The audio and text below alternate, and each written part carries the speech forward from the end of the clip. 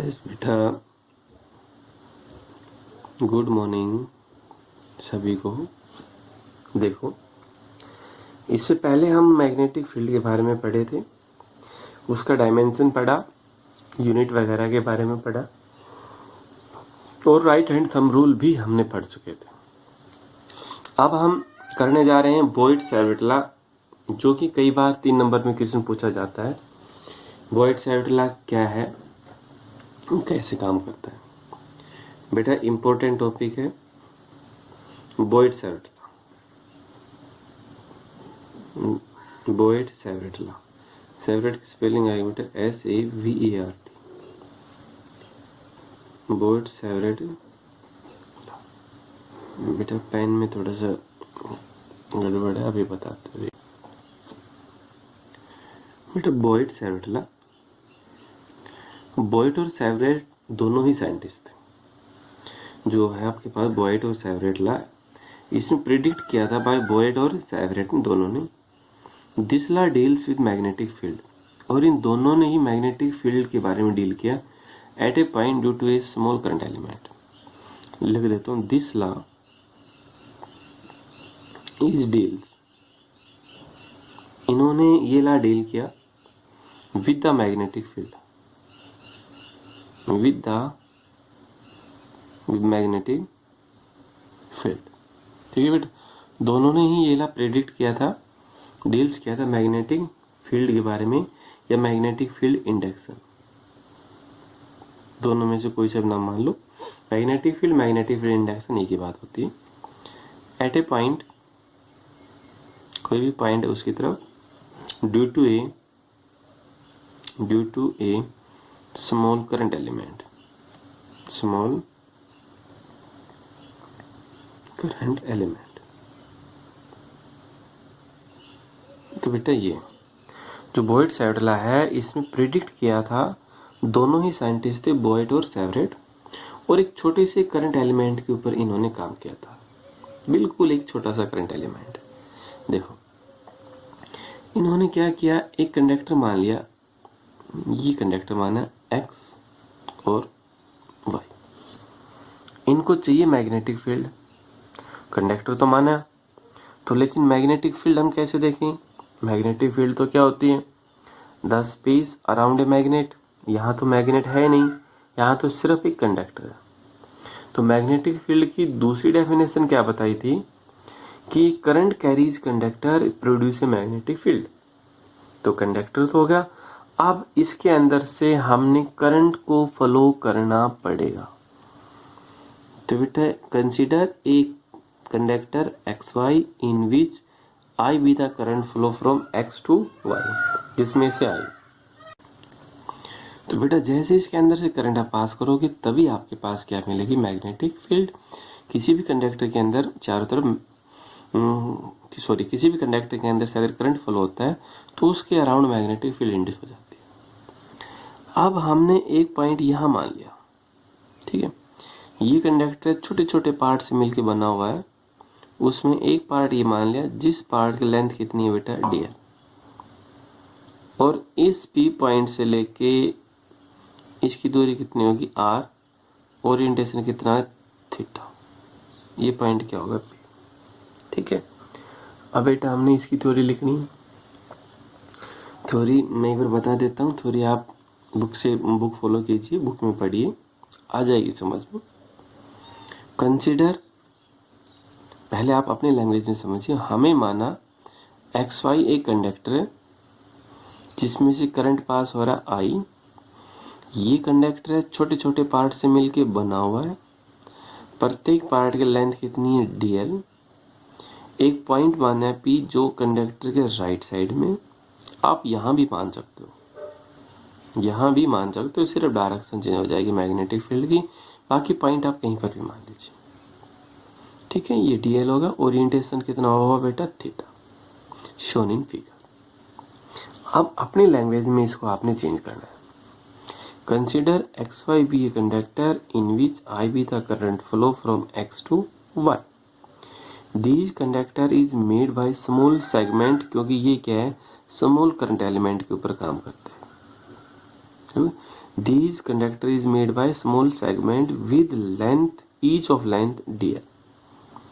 Now we consist a segment C through separation of R from the point P with orientation of theta. Okay, therefore according to Boyd-Savitla, ये लिख के बेटा, therefore according to Boyd-Savitla,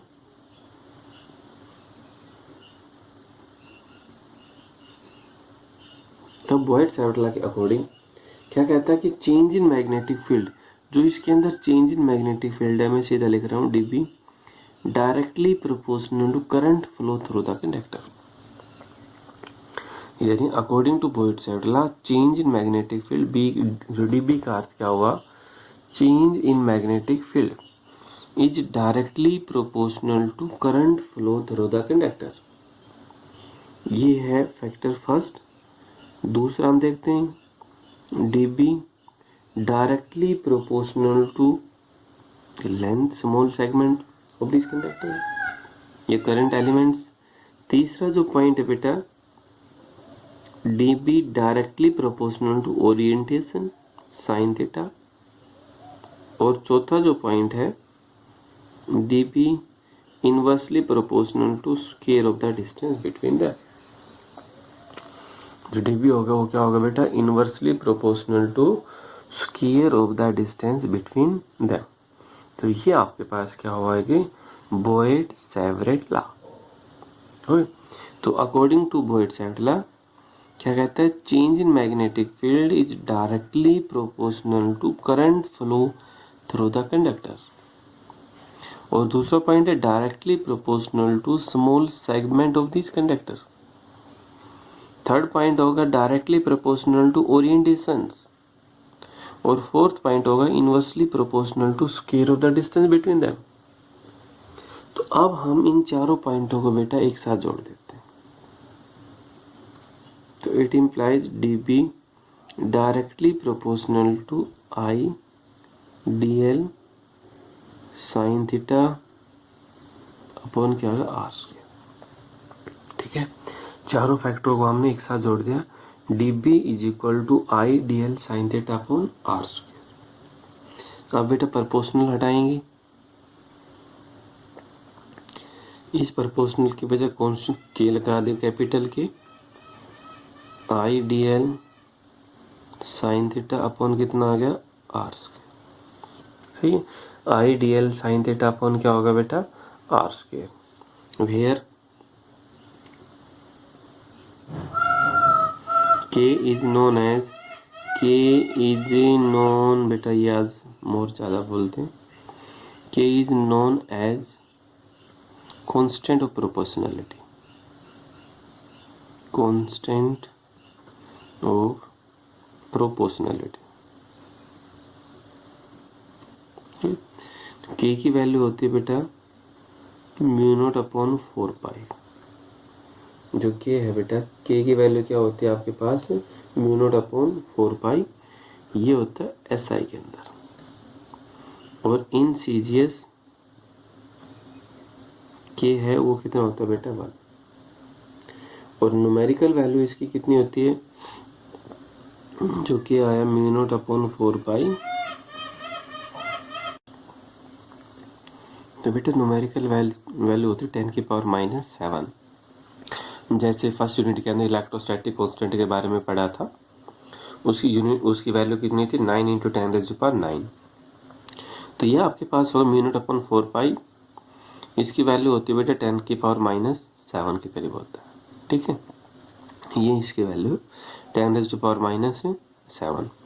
तो अब जब mu naught है, where mu naught है, इसका नाम है बेटा मैग्नेटिक परमेबिलिटी. इसको हम क्या बोलते हैं, मैग्नेटिक परमेबिलिटी. स्पेलिंग देख लेना, परमेबिलिटी इन फ्री स्पेस. ये होगा बेटा in free space. Free space के अंदर जो मैग्नेटिक परमेबिलिटी हुई, जबकि आपके पास एप्सिलॉन नॉट क्या थी, इसका नाम था electrical permittivity. Electrical permittivity in free space. ठीक है बेटा, ये आपके पास क्या है, electrical permittivity in free space, और ये क्या होगा, magnetic permeability in free space, दोनों में ये। अब हम इसकी वैल्यू यहां रख देते हैं।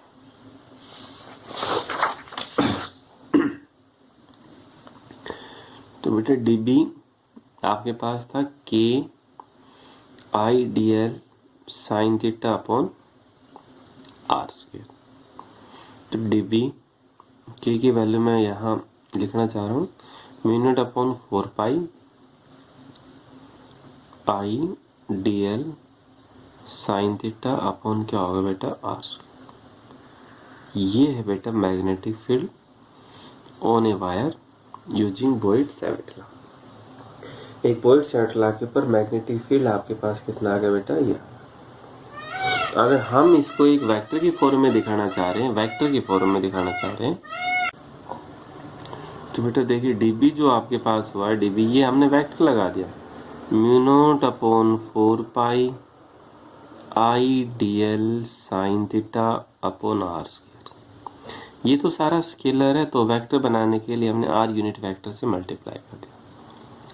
यूनिट वेक्टर से मल्टीप्लाई करेंगे तो मैग्नीट्यूड के ऊपर कोई इफेक्ट नहीं होगा, क्योंकि उसका मैग्नीट्यूड 1 होता है। हाँ, एक डायरेक्शन शो कर देता है। डायरेक्शन शो होगी तो इसलिए वो क्या हो जाता है, एक वेक्टर क्वांटिटी होता है। Unit vector, these are those vector which has unit magnitude but show a particular direction. तो dB is equal to mu naught upon 4 pi I D L sine theta upon R के unit vector को लिखते हैं vector upon its magnitude. dB mu naught upon 4 pi I D L, अब ये vector हटा दे, cross कर दे, D L cross R upon क्या होगा बेटा, आर क्यूब। तो बेटा ये आपके पास क्या होगा, अब ए क्रॉस बी क्या होता है, ए बी साइन थीटा, ये आपके पास ऊपर का ही मिल जाएगा। तो ये आपके पास था बेटा इटरनल बॉयड-सैविट लॉ। बॉयड-सैविट लॉ की इंपॉर्टेंस अगले वीडियो के अंदर देखेंगे। सिमिलरिटी क्या है, डिसिमिलरिटी क्या है कूलॉम्स लॉ के साथ, वो भी हम अगले वीडियो के अंदर बनाएंगे। ठीक है, तो बेटा ये सिर्फ एक कंडक्टर लीजिए, थ्योरी आपने पढ़नी, 4 पॉइंट कंबाइन कीजिए, एक साथ लिख दे, के की सिर्फ वैल्यू रखनी, बाकी इसके अंदर नहीं है काम कुछ। ठीक है, थैंक यू।